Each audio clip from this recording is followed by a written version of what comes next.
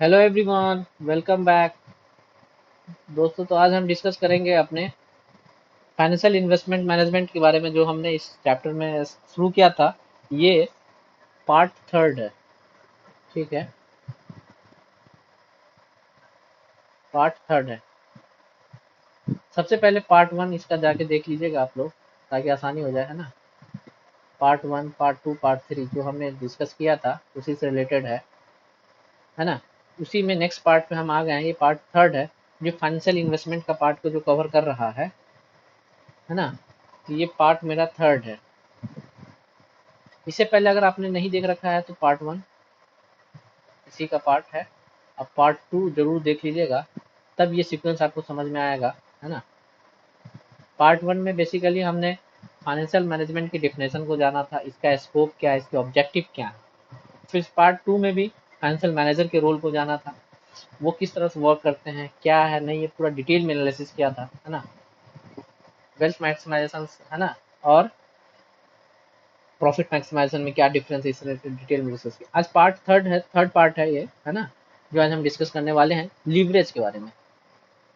Leverage के बारे में सबसे पहले जान लेते हैं। लीवरेज को हिंदी में बोलते हैं उत्तोलक। उत्तोलक या लीवरेज से आप क्या समझते हैं? अगर आपने कभी नहीं समझा होगा तो आज डिटेल में क्लियरिटी आ जाएगी इस पर। अगर आपने समझ रखा है थोड़ा बहुत, है ना, तो इस पे भी और ज़्यादा आपको क्लियरिटी मिल जाएगी। देखिए कितनी बार पूछ चुका है ये क्वेश्चन। तो इसलिए फाइनेंशियल इन्वेस्टमेंट मैनेजमेंट में थ्योरी का अहम रोल है, प्रैक्टिकल भी करना है, थ्योरी का भी अहम रोल है। तो हम ऐसा नहीं कह सकते कि सिर्फ और सिर्फ आप प्रैक्टिकल करके अच्छे नंबर ले आएंगे फाइनेंशियल इन्वेस्टमेंट मैनेजमेंट, या सिर्फ और सिर्फ थ्योरी पढ़ के ले आएंगे अच्छे नंबर। नहीं, आपको दोनों करके जाना पड़ेगा एग्जाम पॉइंट ऑफ व्यू से अगर हम देखें तो। ठीक, तो फाइनेंशियल इन्वेस्टमेंट मैनेजमेंट में जो चैप्टर के प्रैक्टिकल क्वेश्चन आते हैं, इस चैप्टर से प्रैक्टिकल क्वेश्चन भी बनते हैं, उसको भी हम देखेंगे। इस चैप्टर से रिलेटेड अभी हम सिर्फ और सिर्फ थ्योरेटिकल की बात कर रहे हैं, थ्योरेटिकल किस तरह से काम करेगा। ठीक है, तो इसी से रिलेटेड अभी हम बात करने वाले हैं। चलिए, तो सबसे पहले लीवरेज को समझते हैं। देखिए, लीवरेज को बोलते हैं उत्तोलक हिंदी में। यांत्रिक विज्ञान मतलब ना, साइंस टेक्नोलॉजी में देखिए किस तरह से उत्तोलक आज से एक ऐसी तकनीक है, एक ऐसा तकनीक है जिसकी हेल्प से हम कम बल लगा करके, हम जानते हैं, हम कोई भी मशीन का यूज करते हैं, है ना। कोई भी मशीन का यूज करने से फायदा क्या होता है? मशीन का यूज करने से सबसे बड़ा फायदा क्या होता है कि हम उस पर कम, है ना, ताकत लगा करके, कम बल लगा करके, कम फोर्स लगा करके हम उससे मैक्सिमम काम कर लेते हैं। सपोज डैट कैलकुलेटर एक, सपोज डैट क्या है, तकनीकी है, जिससे हम क्या करते हैं, जोड़ घटाव गुना भाग, न जाने कितने कैलकुलेशन हम कर लेते हैं आसान तरीके से। वही चीजें अगर आप मैनुअल करेंगे तो गलती होने के भी चांसेस रहते हैं, प्लस बहुत ज्यादा कॉम्प्लेक्स अगर है तो आपको करने में बहुत ज्यादा ही दुविधा होगी, है ना, कैलकुलेशन। तो उसी तरह जिस तरह से मशीन हमारे ज्यादा से ज्यादा कार्यों को आसान करा देता है, आसान कर देता है, बहुत थोड़ी सी टेक्निक लगा करके, है ना। आपने देखा होगा 3 इडियट मूवी में भी पूछा जाता है कि define machine, what is machine. तो मशीन का उसने एग्जांपल दिया था, define machine is device which can reduce the effort of human. मतलब कि इंसानों की मदद करता है, उसको कम टाइम में, कम समय में, है ना, कम बल लगाकर, कम फोर्स लगाकर ज्यादा से ज्यादा उसको रिजल्ट दे देता है। जैसे कैलकुलेटर, जैसे कंप्यूटर, कंप्यूटर से आप वो सारे कार्य कर सकते हैं आसानी तरीके से, जो मैनुअल आप नहीं कर सकते, कर ही नहीं सकते। ठीक है, तो इस चीज का भी ध्यान यहाँ रखा गया है। तो सेम चीजें लीवरेज पे भी समझते हैं। तो लीवरेज का एक चीज समझ में आया कि कम बल लगाकर अधिक से अधिक क्या करेंगे, वजन उठाया जाता है, ये बात भी है ना। जैसे आज क्या किरान की हेल्प से आप क्या करते हैं, बहुत कम, जो उसका जो ऑपरेटर होता है, ऑपरेटर क्या खुद से उठा रहा होता नहीं, उसका जो ऑपरेटर वो उठाता है आराम से, एक जगह से एक दूसरी जगह मिट्टी को आराम से सेटल कर देता है। ठीक इसी तरह से अधिक कार्य किया जा सकता है। ठीक इसी तरह से हम वित्तीय प्रबंध में उत्तोलक को समझेंगे। उत्तोलक ये जनरल उत्तोलक को अभी हम समझ रहे थे, जनरल लीवरेज को समझ रहे थे, लेकिन हम वित्तीय उत्तोलक को समझेंगे, है ना। वित्तीय उत्तोलक से ये है कि वित्तीय लीवरेज का उद्देश्य है कम से कम पूंजी लगा के, है ना, अधिक से अधिक लाभ प्राप्त करना चाहिए। जैसे कम से कम फोर्स लगाई है, ज्यादा से ज्यादा काम कर रहे थे उत्तोलक की हेल्प से। यहाँ पे फाइनेंस की बात करेंगे तो कम से कम पैसे लगाइए और ज्यादा से ज्यादा मुनाफा कमाने का यहाँ पे कार्य किया जाता है ना। इसलिए वित्तीय प्रबंध में उत्तोलक से आशय ऐसी संपत्ति या कोषों के प्रयोग से है जिनके संस्था एक अस्थायी लागत या प्राप्त चुकाती है, अस्थायी लागतों के चुकाने एवं वहन करने की क्षमता क्रमशः वित्तीय सुदृढ़ता एवं लाभदायक को प्रभावित करती है। यह संस्था अर्जित ब्याज व कर घटाने को पूर्व अस्थायी लागत को अधिक से अधिक अनुकूल फेवरेबल लीवरेज बनाता है। इसके विपरीत यही अस्थायी लागत है ना प्रत्येक संस्था के अर्जित ब्याज व कर से अधिक पूर्व लाभ होता है तो यह प्रतिकूल अनफेवरेबल लीवरेज कहलाता है। कहने का मतलब ये हो गया कि हम पहले से जानते हैं कि किसी भी ऑर्गेनाइजेशन के जो ऑनर होते हैं वो कौन होते हैं, वो इक्विटी शेयर होल्डर होते हैं। इक्विटी शेयर होल्डर होता है। इक्विटी शेयर होल्डर्स को के प्रॉफिट को हमको बढ़ाना है। इसके प्रॉफिट को बढ़ाने के लिए फाइनेंशियल मैनेजर जो बैठा हुआ है वो सस्ते रेट पे है ना डिवेंचर इशू करेगा, ऋण पत्र जिसको बोलते हैं, या फिर लोन लेगा, बिजनेस लोन।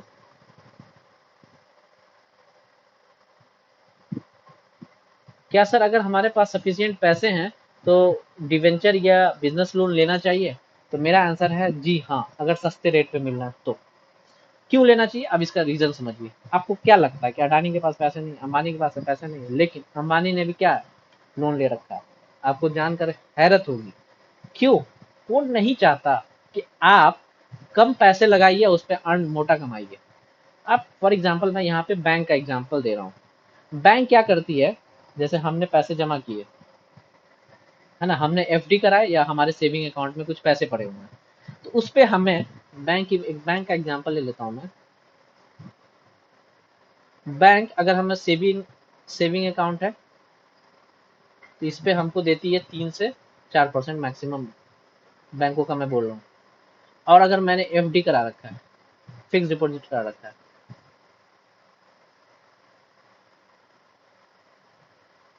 तो फिक्स डिपॉजिट पे हमको मैक्सिमम दे देगा 6 से 7%, है ना। ठीक है। बैंक क्या करती है कि आपके पैसे देती है दूसरे आदमी को, दूसरे लोन होल्डर को। सपोज दैट एक आदमी के पास है ना पैसा, वो बैंक में पैसा रखे हुआ है, एक आदमी को पर्सनल एक्सपेंस करने भी मुश्किल पड़ रहे हैं, है ना, तो वो पर्सनल एक्सपेंस के लिए क्या करता है, पर्सनल लोन भी ले सकता है। तो पर्सनल लोन का मैं बता दूं, इसका जो रेट होता है ये 12% से लेकर के 16% तक भी हो सकता है। तो कहने का मतलब कि आपके पैसे जो आपको 3 से 4% रिटर्न दे रहा है, उसी पे बैंक 12 से 16% क्या कर रहा है, ब्याज कमा रहा है।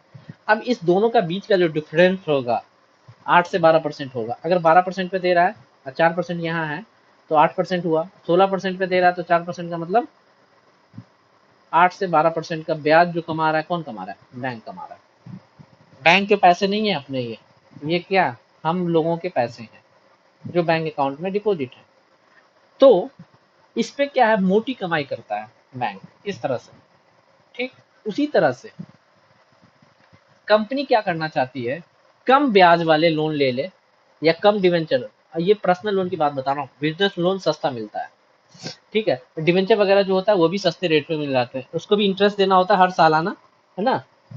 तो ऐसा मानना होता है यहाँ पे जो ऑनर बैठे हुए हैं कि हम इतना ही लीवरेज लें, इतना ही पैसा लें जितने की जरूरत है, और उस पर हम सफिशियंट पैसे अर्न कर लें, और अर्न करने के बाद और उस अर्निंग का थोड़ा सा पार्ट इंटरेस्ट मतलब दे दें, किसको, शेयर होल्डर्स को, है ना, और डिवेंचर होल्डर को, या फिर जो लोन ले रखा है, सॉरी, इंटरेस्ट दे दें हम डिवेंचर होल्डर को, या फिर बिजनेस लोन ले रखा है तो बैंक को।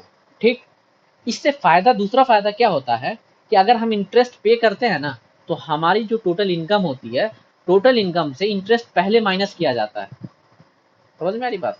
वो अभी हम नीचे स्टेटमेंट में समझेंगे। अब लगातार कंटिन्यूअसली वीडियो को बने रहें, है ना। जो भी लोग नए लोग हैं प्लीज इसको लाइक शेयर सब्सक्राइब कीजिए, है ना, और इस चैनल को ज़्यादा से ज़्यादा ग्रुप में, है ना, इंडिविजुअल लेवल पर शेयर कीजिए, ताकि आसान लैंग्वेज में यहाँ पे समझेंगे। ठीक, तो लीवरेज का मतलब आप समझ में आ रहा होगा कि भैया ऐसा पैसा, मतलब कि ऐसे फाइनेंशियल लीवरेज की जब हम बात करेंगे कि कम पैसों में हम ज़्यादा से ज़्यादा मुनाफा कमाना सोचेंगे। ठीक, तो उसका सोर्स भी बताया कि इस तरह से किया जा सकता है। दूसरी बात कि हम जब इंटरेस्ट पे करते हैं तो ये बात पहले बता दिया कि हम कर में भी हमको छूट मिलती है, और वो छूट कैसे मिलती है ना, क्योंकि हमारी इनकम से पहले ही इंटरेस्ट को माइनस कर लिया जाता है। जब इंटरेस्ट माइनस होगा तो टैक्स में हमको क्या हो जाएगा, बेनिफिट हो जाएगा। टैक्स में बेनिफिट कैसे होगा, डिटेल एनालिसिस अभी हम स्टेटमेंट में करने वाले हैं। ठीक, और हाँ, यही ब्याज, यही जो ब्याज जो हम दूसरों के पैसे से ब्याज कमा करके उसको पैसे दे देते हैं ब्याज, क्योंकि हम रिस्क लेने वाले लोग, हम इंटरप्रेन्योर हैं, हम शेयर होल्डर्स हैं। ठीक, हम क्या करते हैं और अपने बिजनेस का एक्सपेंशन करते हैं, बढ़ाते हैं। बढ़ाने के बाद क्या होता है कि हम ज़्यादा से ज़्यादा बाहर वालों का पैसा लेते हैं, उससे पैसा अर्न करते हैं, और कुछ पार्ट उसको इंटरेस्ट के रूप में सालाना दे देते हैं। इससे क्या होता है कि हमारा बिजनेस क्या है, ग्रो करता रहता है, बढ़ता रहता है, हमारा बिजनेस का size day to day life बढ़ता रहता है ना। अब क्या है देखिए, वर्ल्डन ने किस प्रकार दिया कि लीवरेज को तो कुल ऋणों का शुद्ध राशि के साथ अनुपात के रूप में, कुल ऋणों के कुल संपत्तियों के अनुपात के रूप में प्रभावित किया जाता है। Leverage defined is either the ratio of total debt and to net worth by the ratio of total debt. जब हम इसका प्रैक्टिकल क्वेश्चन करेंगे ना, तो वहां पे इसका रेशियो भी कैलकुलेट करेंगे। अभी सिर्फ हम लीवरेज के बारे में जानेंगे कि लीवरेज क्या होता है, लीवरेज कितने तरह के होते हैं, लीवरेज कैसे कैलकुलेट होता है, ऑपरेटिंग लीवरेज, फाइनेंशियल एंड ये लीवरेज। देखिए, अब आता है क्या, टाइप्स ऑफ लीवरेज की बात करते हैं। तो टाइप्स ऑफ लीवरेज में पहला ही क्या है, ऑपरेटिंग लीवरेज। ऑपरेटिंग लीवरेज का मतलब ये होता है कि जो हमारा लीवरेज है ना, इसको हिंदी में बोलते हैं परिचालन उत्तोलन। परिचालन उत्तोलन का मतलब होता है कि जो हमारा सेल्स से रिलेटेड, सेल्स जनरेट करने में जो हमारी मदद करता है ना, उसको बोलते हैं परिचालन। देखिए, किसी कंपनी का विक्रय, विक्रय से लिया सेल्स से रिलेटेड विभिन्न स्तरों पे ज्ञात करने के लिए परिचालन उत्तोलन की गणना की जाती है। इससे हमको ये पता चलता है कि हम सेल्स के प्रोपोर्शनेट हमने कितना रिस्क ले रखा है, इतना सेल्स जनरेट करने के लिए हमको कितना रिस्क लेना पड़ रहा है। कहने का मतलब ये है ना। तुलक विक्रय के परिवर्तन के परिचालन लाभ पड़ने से वाले प्रभाव को समझता है। किसी कंपनी के परिचालन तुलक उस समय उत्पन्न होता है जब विक्रय, मतलब जब सेल्स का स्तर होने में कंपनी के परिचालन लाभों में परिवर्तन के उत्पन्न होता है। मतलब कि 2 साल की इंफॉर्मेशन दे रखी है, हाँ, विक्रय दे रखा है, मतलब सेल्स दे रखा है, सपोज दैट 20-21 और 22-23, 20-21, 21-22, 2 साल का सेल दे रखा है। मतलब सपोज दैट इस तरह से यहाँ पे हम लिखते हैं सेल्स इन ईयर, यहाँ पे दे रखा है सपोज दैट 20 लाख का, है ना, और यहाँ पे दे रखा है प्रॉफिट, यहाँ पे दे रखा है ईयर 2020-21, और यहाँ पे हो जाएगा 2021 से लेकर 22। यहाँ पे दे रखा है 21-22 में हमारा सेल 5 लाख और बढ़ गया, 25 लाख हो गया। अब प्रॉफिट का जो रेशियो दे रखा है, प्रॉफिट दे रखा है यहाँ पे सपोज दैट 2.5 लाख, तो यहाँ पे दे रखा है 4 लाख। 2 साल का सेल्स दे रखा है, 2 साल का प्रॉफिट दे रखा है। यहाँ पे प्रॉफिट का मतलब होगा ईबीआईटी।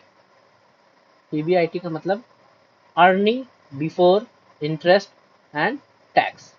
ये कैलकुलेट कैसे होगा ईबीआईटी, ये नीचे अभी हम डिस्कस करेंगे डिटेल में, जब हम इसका क्या बनाएंगे, स्टेटमेंट बनाएंगे तब। और ये स्टेटमेंट बेस्ड क्वेश्चन भी इसी से सॉल्व होंगे, ऑपरेटिंग लीवरेज कैसे कैलकुलेट करेंगे, है ना। इसको हम डिग्री ऑफ फाइनेंशियल लीवरेज भी बोलते हैं। तो फाइनेंशियल लीवरेज का जो डिपेंडेंसी है वो टोटल का टोटल किस पे डिपेंड करेगा, तो सेल्स पे डिपेंड करेगा। ये बात समझ में आ रहा है कि नहीं आप लोग को, बताइए, बोलिए।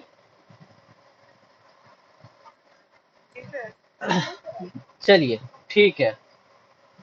परिचालन उत्तोलक उत्पन्न होता है जब आगमन के परिमाण से होती है। देखिए, ऑपरेटिंग लीवरेज का फॉर्मूला क्या होता है, कंट्रीब्यूशन। अब कंट्रीब्यूशन कैसे कैलकुलेट होता है, तो ये देखिए, कंट्रीब्यूशन होता है सेल्स विक्रय मूल्य minus variable cost. Variable cost का मतलब ये हो गया जो कॉस्ट पर यूनिट क्या होती है, डिफर करती है ना। जैसे रॉ मटेरियल वगैरह हो गया, मान लीजिए हम 10 क्वांटिटी बना रहे हैं, है ना, 10 क्वांटिटी में 10 क्वांटिटी के हिसाब से रॉ मटेरियल लगेगा, लेकिन वहीं पे दूसरा एक्सपेंस होता है फिक्स एक्सपेंस। फिक्स एक्सपेंस का मतलब ये होता है कि वैसे एक्सपेंस जो फिक्स है, आप 10 क्वांटिटी बनाइए या 50 क्वांटिटी बनाइए, उसके कॉस्ट में, उसके लागत में कोई फर्क नहीं पड़ेगा। फॉर एग्जाम्पल, इसका एग्जाम्पल क्या हो सकता है, जैसे फैक्ट्री का रेंट। फैक्ट्री का रेंट, फैक्ट्री जो आपको रेंट पे देगा या फिर ऑफिस का जो रेंट होगा वो क्या होगा, फिक्स होता है। बात आई समझ में, है ना। रेंट जो क्या है, वेरिएबल फिक्स है। और रॉ मटेरियल जो होता है क्या, जो हम प्रोडक्ट बना रहे हैं, प्रोडक्ट की जो कॉस्टिंग में जो चीज लगेगा वो क्या होती है, वेरिएबल होती है। 10 क्वांटिटी, सपोज दैट आप खुद एग्जांपल लेके देखिए कि अगर हम 10 पेन बना रहे हैं तो 10 पेन के अकॉर्डिंग रॉ मटेरियल लगेगा। अगर 50 पेन बनाएंगे तो हम 50 पेन के अकॉर्डिंग पे करेंगे कि नहीं, खरीदेंगे कि नहीं रॉ मटेरियल, बताइए। तो ये होता है वेरिएबल कॉस्ट। वेरिएबल कॉस्ट का मतलब होता है कि जितना आप क्वांटिटी बनाइएगा उस हिसाब से चेंजेस आएंगे। फिक्स कॉस्ट का मतलब ये होता है, फिक्स कॉस्ट का मतलब ये होता है कि रेंट है, सपोज दैट अगर रेंट जहाँ पे आप बना रहे हैं, जिस ऑर्गेनाइजेशन में काम कर रहे हैं, वर्क बना रहे हैं, तो रेंट जो होगा ना फिक्स होगा। आप वो ये नहीं कहेगा, रेंट लैंडलॉर्ड जो है, जो जिसके इसमें आप काम, बिल्डिंग में आप काम कर रहे हैं, तो वो ये नहीं कहेगा कि आप 10 क्वांटिटी बनाइए या 50 क्वांटिटी बनाइए, आपको रेंट इतना फिक्स अमाउंट पे करना है तो पे करना है। तो वैसे कॉस्ट जिसका सेल को बढ़ाने या घटाने से कोई प्रभाव नहीं पड़ता है, उसको फिक्स कॉस्ट बोलते हैं। बात आई समझ में।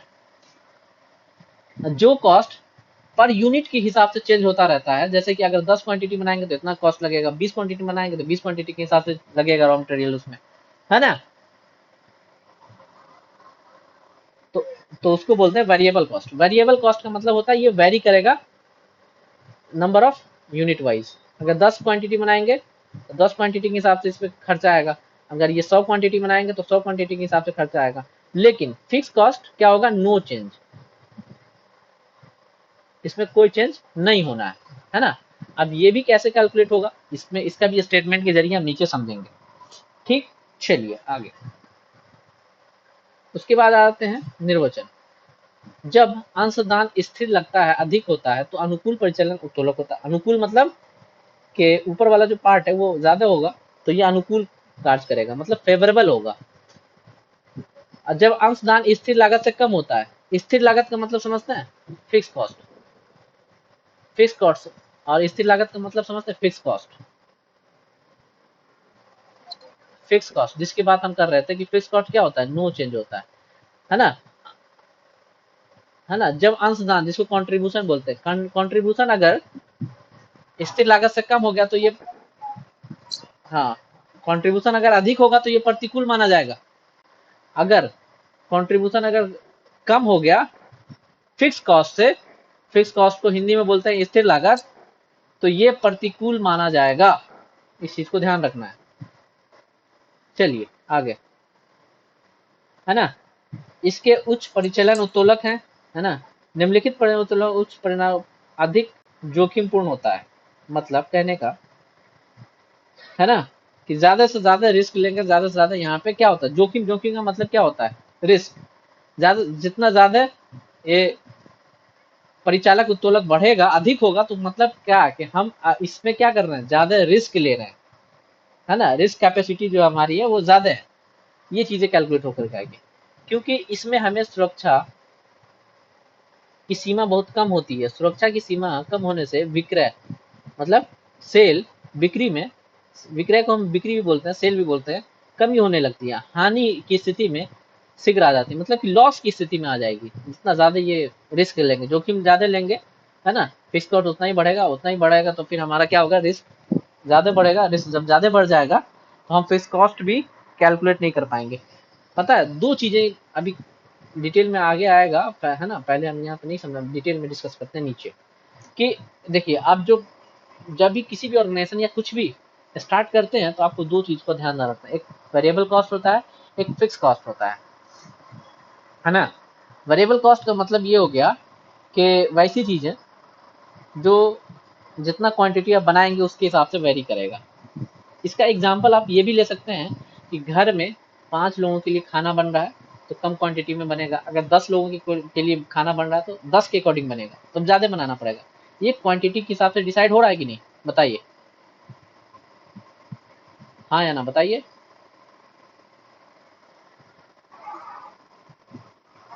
ठीक है, ठीक इसी तरह से अगर आप 5 मेंबर है ना 2 BHK का घर लेकर के रह रहे हैं, लैंडलॉर्ड ने कोई आपत्ति नहीं किया कि आप 5 लोग रहिए 10 लोग रहिए, 5 लोग का जितना किराया होगा 10 लोग का भी उतना ही किराया होगा, मतलब कि 10 मेंबर है तो 10 लोग भी उतना ही देंगे। रेंट रेंट पे डिसाइड नहीं होगा, रेंट में कोई चेंजेस नहीं होंगे, है ना। लेकिन खाने में, खाना क्या है, वेरिएबल है, जितना बंदे होंगे उस हिसाब से क्या होगा, चेंज होता रहेगा क्वांटिटी। तो ये चीजें इस तरह से कैलकुलेट होकर के आएगी। ठीक, अब इसी का हम स्टेटमेंट नीचे देखेंगे तो उसमें और ज्यादा क्लियरिटी आ जाएगी। बस इतना ही जानना है कि टोटल कॉस्ट में क्या होता है। टोटल जो कॉस्ट होता है इसमें दो चीजें इंक्लूड होती है। टोटल कॉस्ट इक्वल टू क्या होता है, variable cost plus fix cost. हाँ, है ना। टोटल कॉस्ट में वेरिएबल कॉस्ट निकलेगा और फिक्स कॉस्ट भी निकलेगा, ये टोटल कॉस्ट मेरा निकल के आता है जी। तो अभी डिटेल में नीचे आएगा। ठीक, चलिए।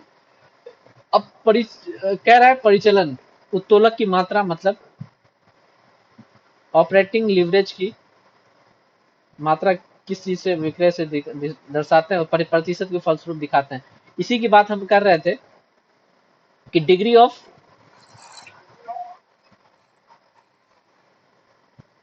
है ना, माइक ऑफ कर दीजिए, अगर कुछ पूछना हो तो, कुछ पूछना हो तभी ऑन किया कीजिए, है ना। ठीक, डिग्री ऑफ लीवरेज देखिए, कैलकुलेट जो होता है percentage change in EBIT, percentage change in sales. जो ईबीआईटी का मतलब है यहाँ पे, ईबीआईटी का मतलब यहाँ पे प्रॉफिट के है। ये प्रॉफिट कैसे कैलकुलेट होगा ये स्टेटमेंट से मैं भी बताऊंगा। इसका मैंने डिफिनेशन बता दिया था, सॉरी इसका फुल फॉर्म बताया था, अर्निंग बी से before, earning before interest and tax. ठीक, तो ये जो निकलता है operating degree of operating leverage, ये 2 साल की इंफॉर्मेशन दे रखी होगी आपको। 2 साल का सेल दे रखा होगा, 2 साल का ऑपरेटिंग प्रॉफिट दे रखा होगा, जिसको हम ईबीआईटी बोलते हैं। ठीक, चलिए, तो इसकी बेसिस पे हम क्या करने वाले हैं, कैलकुलेट करने वाले हैं। अब आ जाते हैं क्या, ऑपरेटिंग लिवरेज की क्या विशेषताएं हैं, क्या क्या चीज होगा, तो हम समझेंगे कि ये चीजें जो है ना ऑपरेटिंग लिवरेज का पार्ट है। इसमें जो उत्तोलक है अस्थाई लागतों से संबंधित होता है, मतलब फिक्स कॉस्ट से संबंधित होगा। परिचालन उत्तोलक की मात्रा की संख्या समावेशित बिंदु के प्रतिशत संबंध होता है, समविच्छेद बिंदु के ना, ब्रेक इवन पॉइंट के जो होता है ना, समविच्छेद बिंदु। समविच्छेद बिंदु का मतलब हो गया एक ऐसा बिंदु जहां पे हमको ना तो प्रॉफिट हो रहा है ना तो सेल हो रहा है ना। जहां पे सेल वैल्यू, मान लीजिए कि एक पेन को बनाने में 10 रुपया लगता है, एक पेन है मान लीजिए, एग्जाम्पल के तौर पे इस पे वेरिएबल कॉस्ट है 6 रुपया और फिक्स कॉस्ट इस पे जो आ रहा है पर यूनिट ले रहे हैं, तो दोनों को मिला करके हमको कितना देना पड़ रहा है, 10 रुपया।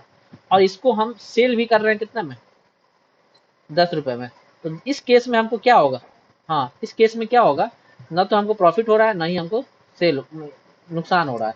इसको बोलते हैं नो प्रॉफिट नो लॉस। अगर हम इस तरह से चार्ट बनाएंगे तो देखिए किस तरह से बनेगा। अगर इसको हम ग्राफ के जरिए रिप्रेजेंट करना चाहें, ये ओ बिंदु है ना, है ना। ये जो हमारा हो जाएगा फिक्स कॉस्ट। फिक्स कॉस्ट क्या होता है, अब एक क्वांटिटी बनाइए, दो क्वांटिटी बनाइए, इधर आउटपुट है ना। फिक्स कॉस्ट क्या, जितना क्वांटिटी बनाइएगा उसे कोई दिक्कत नहीं। वेरिएबल ना उसके जस्ट ऊपर से शुरू होता है और सेल जो हमारा यहीं से शुरू हो जाएगा। तो एक ऐसा पॉइंट आएगा जहां पे ये इस तरह से जाता है और यहाँ पे जब यहाँ पे जहाँ पे ये क्रॉस करेगा, ये जो निकल के आता है ये ब्रेक वन पॉइंट मिल रहा है। ब्रेक वन पॉइंट का मतलब ये होता है कि ये वैसा बिंदु है ना, इसको बीईपी बोलते हैं। ये वैसा बिंदु है जहाँ पे उसको सिर्फ कॉस्ट की रिकवरी हो पा रही है। कॉस्ट की रिकवरी करने का मतलब कि टोटल कॉस्ट की रिकवरी हो जा रही है, वेरिएबल कॉस्ट की और फिक्स कॉस्ट की रिकवरी हो पा रही है, अभी प्रॉफिट नहीं हो रहा। अगर इससे नीचे आएंगे ना तो लॉस होगा। इसका फिक्स कॉस्ट तो रिकवर हो रहा है, लेकिन वेरिएबल कॉस्ट भी रिकवर नहीं हो पा रहा है। वेरिएबल कॉस्ट इससे ज्यादा बेचने पर इसको क्या होगा, रिकवर होगा। और फिर जब इधर आया जाएगा तो इसको प्रॉफिट होना शुरू हो जाता है। तो ये चार्ट दिखाता है कब उसको लॉस हो रहा है, कब उसको प्रॉफिट हो सकता है। ठीक, तो ये उस तरह से काम करता है। ठीक, इसके आगे हम डिटेल में और अच्छे से समझते हैं स्टेटमेंट पे जब हम आएंगे तब। तो इसमें ये चार चीजें, पांच चीजें हैं जो हमें याद रखना है। क्या कहता है कि परिचालन उत्तोलक की अवधारणा विकास मुख्य रूप से पूंजी बजट निर्णय में उपयोग के लिए होता है। ठीक है भाई। परिचालन उत्तोलक की मात्रा प्रति इकाई विक्रय मूल्य प्रति इकाई परिवर्तनशील लागत के मध्य अंतर से प्रभावित होती है, ये भी बात सही है। ठीक है। नेक्स्ट पॉइंट है मेरा फाइनेंशियल लिवरेज। हम लिवरेज तीन तरह के सोचे पढ़े थे, अभी हमने डिस्कस किया था, क्या ऑपरेटिंग लिवरेज, दूसरा फाइनेंशियल लिवरेज और तीसरा कंबाइंड लिवरेज। तो आज हम दूसरी मतलब इसी क्लास में फाइनेंशियल लिवरेज का कुछ पार्ट हम देखेंगे, है ना। अब कुछ पार्ट फाइनेंशियल लिवरेज का देखने के बाद हम आ जाएंगे चार्ट पे। और चार्ट पे आज हम आधा पार्ट कर लेते हैं, फाइनेंस ऑपरेटिंग का पूरा और फाइनेंशियल का आधा। नेक्स्ट क्लास में, वेरी नेक्स्ट क्लास में फाइनेंशियल का हाफ पार्ट करेंगे और कंबाइंड लिवरेज का पूरा पार्ट कर लेंगे। तो 2 क्लास में हमारा ये पूरा का पूरा लिवरेज जो है खत्म हो जाएगा। देखिए, अब फाइनेंशियल लिवरेज वहां पे क्या था, ऑपरेटिंग लिवरेज। ऑपरेटिंग लिवरेज जो है बिक्री से मतलब कि सेल्स पे सेल्स पे डिपेंड करता है कि हम कितना सेल करें, क्योंकि फिक्स कॉस्ट तो भाई फिक्स रहने वाली है, उसमें तो कोई चेंजेस होने वाले नहीं। फाइनेंशियल लिवरेज जो है यहाँ पे फाइनेंस से रिलेटेड, वित्तीय से रिलेटेड होंगे। वित्तीय से रिलेटेड का मतलब क्या होगा कि हम अपने ऑर्गेनाइजेशन में कितने डिवेंचर होल्डर या कितना लोन लें, जिससे हम उसको उससे जो पैसे लिए हैं उससे पैसे से हम अर्न करके उसको आसानी से पे ऑफ करते हैं, तो फेवरेबल होगा। और जितना हमने लोन ले रखा है, सपोज डैट अगर हमें जितना उसको इंटरेस्ट देना है, अगर हम उतना पैसा अर्जित नहीं कर पा रहे हैं, कमा नहीं पा रहे हैं, तो ये हमारे लिए क्या है, नुकसान का सोच। इसको बोलते हैं अनफेवरेबल। अनफेवरेबल फाइनेंशियल लिवरेज कब बनेगा, इससे रिलेटेड हम आइए डिस्कस कर लेते हैं।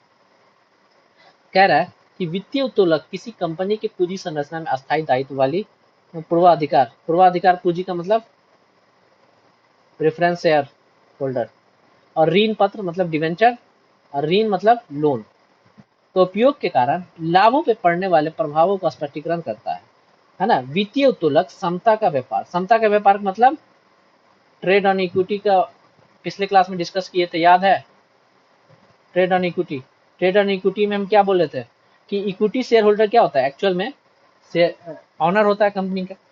वो चाहता है कि हमको भाई ज्यादा से ज्यादा प्रॉफिट मिले, तो उसके शेयर पे जो प्रॉफिट कैलकुलेट होकर आएगा वो तो मिलेगा ही मिलेगा उसको। लेकिन उसने रिस्क लेकर के बाहर से लोन या बाहर से डिवेंचर लेकर के उसके पैसों पे भी अर्न किया और उसको फिक्स रेट ऑफ इंटरेस्ट वापस कर दिया, और उसका जो मोटा मुनाफा हुआ वो अपने पास रख लिया। तो इसको बोलते हैं ट्रेडिंग ऑन इक्विटी। समता पे व्यापार का व्याख्या देखिए, एक संस्था वित्त पूर्ति हेतु पूंजी की लागत एवं प्रति लाभ के दृष्टिकोण से 2 प्रकार की पूंजी का प्रयोग कर सकती है। ठीक है भाई। ऐसी पूंजी जिस पे निश्चित दर से ब्याज लाभांश होता है, मतलब पता है आपको, डिवेंचर होल्डर जिसको हम ऋण पत्र बोलते हैं या फिर लोन, है ना, या फिर ये प्रेफरेंस शेयर होल्डर, ये लोग क्या होते हैं, इस लोगों को फिक्स अमाउंट मिलता है। क्या मिलता है, फिक्स अमाउंट मिलता है। फिक्स अमाउंट मिलने का मतलब ये है कि इससे ज्यादा ना इससे कम मिलेगा इसको। कह दिया तो कह दिया, इतना देना ही पड़ेगा आपको, है ना। हर साल जितने भी आपके प्रॉफिट हो गया उससे नुकसान भी होगा तो क्या पे करना पड़ेगा, तो हाँ नुकसान भी होगा तब भी आपको लोन का अमाउंट का जो इंटरेस्ट है वो पे करना ही पड़ेगा, है ना। ठीक, देखिए, ब्याज का लाभांश चुकाना पड़ता है, जैसे अधिगमन अंश पूंजी, ऋण पत्र, है ना, दीर्घकालीन ऋण, लंबे टाइम वाला जो लोन है वो उसको बोलते हैं। ऐसी पूंजी जिसपे निश्चित दर से ब्याज या लाभांश चुकाना आवश्यक नहीं होता उसे समतांश बोलते हैं। समतांश का मतलब equity share holder. Equity share मतलब कि भैया प्रॉफिट होगा तो आपको डिविडेंड मिलेगा, लाभांश मिलेगा। और इक्विटी को क्या मिलता है, लाभांश मिलता है। लाभांश को हिंदी में बोलते हैं इक्विटी, इंग्लिश में बोलते हैं डिविडेंड। डिविडेंड, इसको हिंदी में बोलते हैं लाभांश। ये हमने पीछे वाले क्लास में भी डिस्कस किया था। लाभ जो अंश लाभांश बनता है, अब देखिएगा प्रीवियस वीडियो एक से देखना शुरू कीजिएगा तो आपको अच्छे से क्लियरिटी के साथ समझ में आएगा। अब देखिए, वित्तीय उत्तोलक से स्पष्ट होता है कि पूंजी संरचना अस्थायी लागत वाली पूंजी एवं समता पूंजी का प्रयोग किस अनुपात में किया गया है ना। इससे इससे भी एक रेशियो निकल के आता है। वो रेशियो ये बताता है कि आपने कितना लीवरेज ले रखा है, कितना लीवरेज ले रखा है ना। आपका लीवरेज ज्यादा होगा तो ज्यादा रिस्क माना जाएगा कि आपने बहुत ज्यादा रिस्क पे खेल रहे हैं, है ना। आप बहुत ज्यादा मतलब लोन तो ले रखा है लेकिन उतना प्रॉफिट नहीं कमा पा रहे जितना आपको कमाना चाहिए, मतलब आप बहुत रिस्क पे बहुत हायर रिस्क पे। ये चीजों को ध्यान में रखना है, ठीक। अब दोनों ने डेफिनेशन दिया है, वॉल्टर साहब ने, सुमन ने, इसको एक बार रीड आउट कर लीजिएगा, वही वही बात है जो हमने ऊपर समझाया है। इस प्रकार स्पष्ट होता है कि वित्तीय उत्तोलक संस्था में जो अस्थायी लागत साधनों में वित्त पूर्ति एवं परिवर्तनशील लागत साधनों से वित्त पूर्ति के अनुपात पर प्रकाश डालता है। वित्तीय उत्तोलक उच्च एवं निम्न स्तर का हो सकता है, ठीक है भैया। यदि संस्था में अस्थायी लागत पूंजी परिवर्तनशील लागत पूंजी से अधिक है तो संस्था उच्च स्तर पर वित्तीय उत्तोलक होगा। इसके विपरीत परिवर्तनशील लागत पूंजी अनुपात अस्थायी लागत पूंजी से अधिक है तो निम्न वित्तीय उत्तोलक होगा। जैसे फाइनेंशियल लीवरेज का फॉर्मूला क्या है, देखिए फाइनेंशियल लीवरेज का फॉर्मूला होता है ईबीआईटी डिवाइड बाई ईबीटी। अब कहेंगे ईबीटी क्या होता है, ईबीटी होता है अर्निंग बिफोर टैक्स। यहाँ पे इंटरेस्ट को ऑलरेडी माइनस कर चुके हैं उनका, इंटरेस्ट आई फॉर इंटरेस्ट है, इंटरेस्ट को माइनस कर देंगे तो ईबीटी हो जाता है। तो इस तरह से ये फाइनेंशियल लीवरेज निकलता है ना। Earning before interest and tax, यहाँ पे पूरा डेफिनेशन ये फुल फॉर्म दे रखा है तो आप यहाँ से भी देख सकते हैं। INT मतलब आई फॉर इंटरेस्ट, इंटरेस्ट किस पे हो सकता है, डिवेंचर पे, ऋण पत्र पे या लोन पे भी हो सकता है, मतलब जो हम ऋण बोलते हैं जिसको। ईबीटी अर्निंग बिफोर टैक्स, इसको पीबीटी भी बोलते हैं, क्या प्रॉफिट बिफोर टैक्स भी बोलते हैं, कभी कंफ्यूज नहीं होना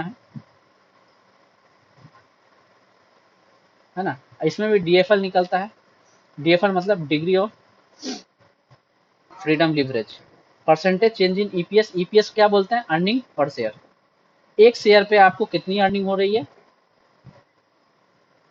और परसेंटेज चेंज इन ईबीआईटी आपको प्रॉफिट में कितना चेंज मिल रहा है, चेंज इन ऑपरेटिंग प्रॉफिट। तो ये चीजें निकल के आती है, तो ये डीएफएल निकल के आता है। डीएफएल का मतलब डिग्री ऑफ फाइनेंशियल लिवरेज। हाँ, डिग्री ऑफ फाइनेंशियल लिवरेज का फॉर्मूला हम इस तरह से भी लिख सकते हैं, percentage change in EPS upon percentage change in EBIT. Main calculation जो मैं इसी की बात कर रहा था, यहाँ पे ईपीएस निकालेंगे, अर्निंग पर शेयर कैसे निकलता है, इसी के जरिए सारी कैलकुलेशन आपको यहाँ से समझ में आ जाएगी। तो सबसे ऊपर जो हम लेंगे, हम अपना सेल लेंगे। सेल को क्या कहते हैं, बिक्री, बिक्री भी बोलते हैं या फिर विक्रय भी बोलते हैं, ठीक। जितना आपने सेल किया है वो, अगर उसमें से ऑल कॉस्ट इंक्लूडिंग डेप्रिसिएशन बस एक्सक्लूडिंग इंटरेस्ट, यहाँ पे ऑल कॉस्ट का मतलब, कहने का मतलब क्या है कि variable cost plus fix cost, क्या variable cost plus fix cost अगर माइनस कर देंगे तो ये मेरा निकल के आ जाता है ईबीटी। देखिए इसको हम इस तरह से यहाँ पे हम बना देते हैं, सबसे ऊपर आता है मेरा क्या, सेल्स। सेल्स में से अगर हम माइनस कर देते हैं वेरिएबल कॉस्ट, है ना, तो वेरिएबल कॉस्ट को अगर हम माइनस करते हैं तो मेरा निकल के आता है कॉन्ट्रीब्यूशन। यहाँ पे नहीं दे रखा है, हम डिटेल में डिस्कस कर लेते हैं।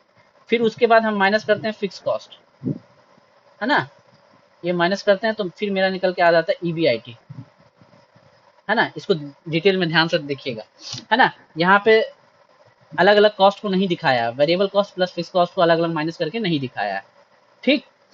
हमने इसको यहाँ पे अलग अलग करके दिखा दिया। तो और आपको कंट्रीब्यूशन कैसे कैलकुलेट होगा, जो फाइनेंशियल लिवरेज कैलकुलेट करने में आपकी हेल्प करेगा, ये वहां से निकाल सकते हैं, है ना। फिर ईबीआईटी कैलकुलेट होगा अगर फिक्स कॉस्ट भी माइनस कर देंगे तो, है ना। तो ये EBIT earning before interest and tax. देखिए ईबीआईटी है ना, इसमें से इंटरेस्ट को माइनस कर दीजिए। अब किसको माइनस कर दीजिए, इंटरेस्ट को, आई को खत्म कर दीजिए। हाँ, तो आई को जैसे ही खत्म कीजिएगा तो ये आपका ईबीटी बच जाएगा। जैसे ईबीआईटी है ना, इसको माइनस कर दीजिए, इंटरेस्ट माइनस हो गया तो ईबीटी बचा, तो ये ईबीटी बोलते हैं अर्निंग बिफोर, इसको हम बोलते हैं earning before tax. Earning before tax निकल के आ जाएगा। अब इसमें से टैक्स को भी माइनस कर दीजिए, ये क्या, टी को, तो टैक्स को माइनस करेंगे तो ये निकल के आ जाएगा अर्निंग आफ्टर टैक्स।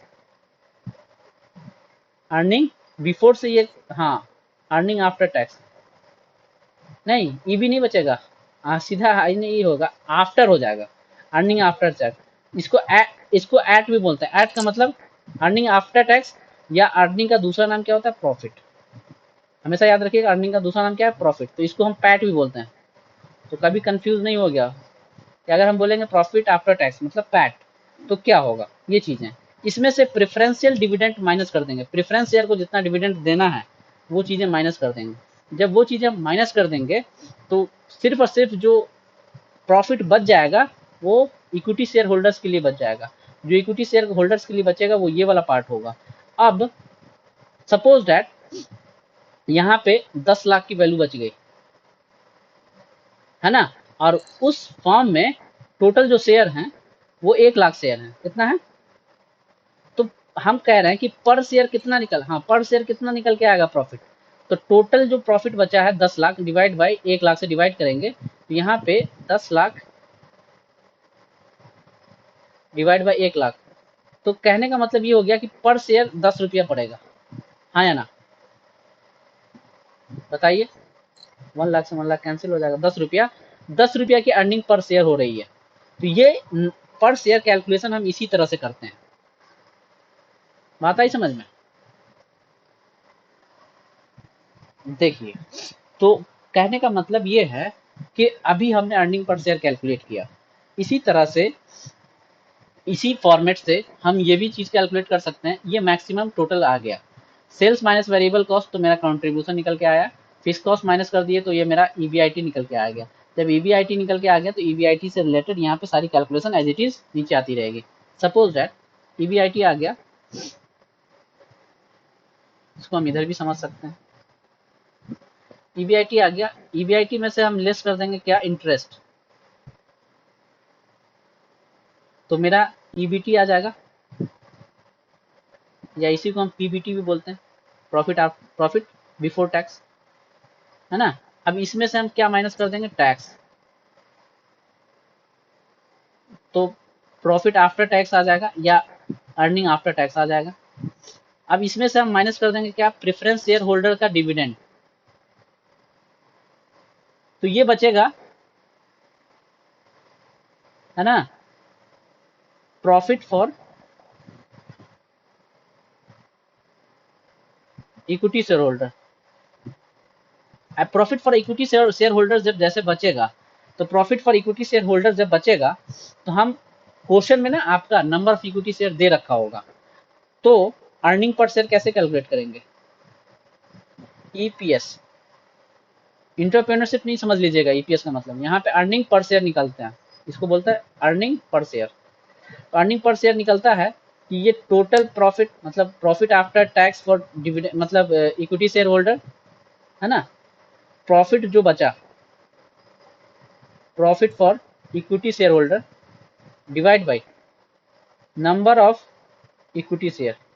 अगर नंबर ऑफ इक्विटी शेयर से डिवाइड करके निकालेंगे, ये टोटल मेरा ईपीएस निकल के आ जाएगा, जिसको बोलेंगे earning before earning per share. यहां तक कोई डाउट है तो पूछिए आप लोग, बताइए। इसका ना प्रैक्टिकल क्वेश्चन भी हम करने वाले हैं फॉर्मूला बेस्ड। यही सारे फॉर्मूले जब हम प्रैक्टिकल क्वेश्चन जब करने जाएंगे तो वहां पे यूज होगा, तो इसीलिए इसको अहम तौर पे याद रखना, फॉर्मूला को याद रखना है, इसका 3-4 बार रिवीजन करना है। अगली क्लास में फिर से आप लोग को जो चीज समझ में नहीं आएगा फिर से पूछना है कि सर ये वाला फॉर्मूला कैसे कैलकुलेट हो गया। हाँ, जब इस पे प्रैक्टिकल क्वेश्चन करेंगे तो वहां पे सिर्फ और सिर्फ प्रैक्टिकल प्रॉब्लम की बात करेंगे, वहां पे हम थ्योरी डिस्कस नहीं करेंगे फिर। इसलिए थ्योरी भी और फॉर्मूला भी हम यहाँ पे इसलिए बता दिए हैं कि थ्योरी तो जानना यहाँ पे जरूरी ही है, प्रैक्टिकल एस्पेक्ट से भी आपको समझना पड़ेगा। जब प्रैक्टिकल क्वेश्चन इससे रिलेटेड आपके एग्जाम में कई सालों पूछ रखा है कि दे रखा है डेटा, सेल्स दे रखा है, वेरिएबल कॉस्ट दे रखा है, फिक्स कॉस्ट दे रखा है, फिर बता रहा है इतना नंबर ऑफ इक्विटी शेयर है, तो आप इसमें ऑपरेटिंग लीवरेज निकालिए, फाइनेंशियल लीवरेज निकालिए, कंबाइंड लीवरेज निकालिए, है ना, जो हम अगली क्लास में, है ना, फाइनेंशियल लीवरेज की विशेषता कैरेक्टरिस्टिक इससे रिलेटेड जो है ये हम अगली क्लास में डिस्कस करेंगे, और कंबाइंड लीवरेज को भी हम अगली क्लास में पूरा का पूरा डिस्कस करेंगे। ठीक है, तो इस चैप्टर को बहुत अच्छे से करना है। लगभग हर साल ऑपरेटिंग फाइनेंशियल लीवरेज से थ्योरी तो पूछता ही पूछता है, as well as practical aspect भी, प्रैक्टिकल क्वेश्चन भी यहाँ से बनते हैं। ये चैप्टर बहुत ही आसान है। तो सबसे पहले अपने माइंड को सेटअप करना है कि भाई लिवरेज किसको कहते हैं। लिवरेज समझ में आ गया है तो लिवरेज के बाद फौरन जाइएगा कि फेवरेबल लिवरेज क्या होता है, अनफेवरेबल लिवरेज क्या होता है। फेवरेबल लिवरेज से पता चल जाएगा। फिर उसके बाद है ना, हम एक समरी मोड पे आ रहे हैं, पूरे चैप्टर जो आज मैं डिस्कस किया है उससे रिलेटेड। फिर करना, इतना करने के बाद फिर सीधा हम जाएंगे किस पे, फाइनेंशियल लिवरेज पे। फाइनेंशियल लिवरेज, ऑपरेटिंग लिवरेज कैसे कैलकुलेट करेंगे। ऑपरेटिंग लिवरेज का किससे लेना देना है, सेल्स और कंट्रीब्यूशन से लेना देना है और ईबीआईटी से लेना देना है ना। फिक्स हम कितना रखें, फिक्स कॉस्ट हम कितना रखें कि सेल्स यूनिट हम बढ़ाएं तो हमारा प्रॉफिट ऑफ जो मार्जिन है वो बढ़ता चला जाए। इसलिए फिक्स कॉस्ट का कोई इफेक्ट, कोई मतलब ज्यादा अहम रोल नहीं होता है इसमें, ऑपरेटिंग लिवरेज में। ठीक। हाँ। फिर जब हम फाइनेंशियल लिवरेज पढ़े हैं तो फाइनेंशियल लिवरेज में फॉर्मूला देखा, फॉर्मूला के बाद ये सब सारी चीजें यहाँ तक आ गई है। इससे रिलेटेड आगे की क्लास में हम डिस्कस करेंगे, ठीक है। और यूट्यूब वालों, ठीक है, आप लोगों से बस ये कहना है कि जितना ज़्यादा से ज़्यादा लाइक शेयर कर सकते हैं लाइक शेयर और सब्सक्राइब कर लीजिए, है ना।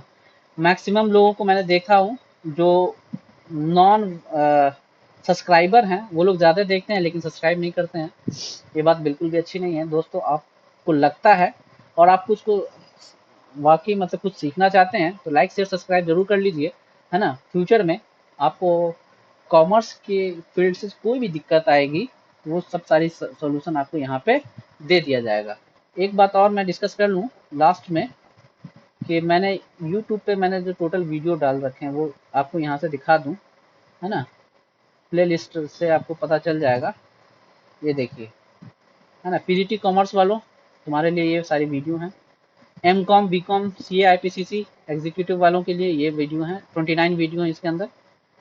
12th अकाउंटेंसी वालों के लिए 11 वीडियो हैं, देख लीजिए। 12th इकोनॉमिक्स के लिए 2 वीडियो हैं, इसमें अभी और बहुत सारे वीडियो ऐड होने हैं, भी ऐड हुए नहीं हैं। 11th अकाउंटेंसी 27 वीडियो हैं, इसमें भी और बहुत सारे टॉपिक से रिलेटेड ऐड होने हैं।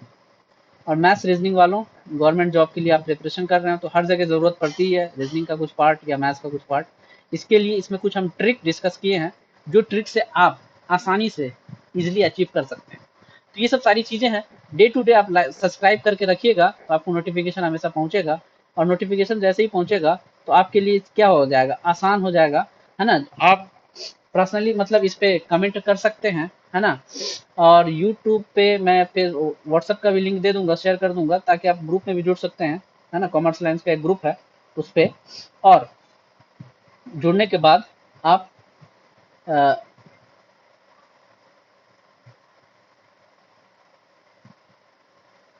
है ना, जुड़ने के बाद उस पे जो भी जिस टॉपिक से रिलेटेड आप लोग के सबसे ज्यादा कमेंट आएंगे उससे रिलेटेड मैं कोई भी कॉम्प्लेक्स वीडियो मतलब कोई भी कॉम्प्लेक्स टॉपिक आप समझने में दिक्कत आ रही है, आप फिर बहुत लंबे टाइम के बाद, है ना, पढ़ाई कर रहे हैं, है ना, या पढ़ाना है आपको, तो है ना, तो उससे रिलेटेड मैं वीडियो डाल दूंगा। आज की वीडियो में इतना ही, मिलते हैं दोस्त नेक्स्ट वीडियो में, तब तक के लिए बाय बाय।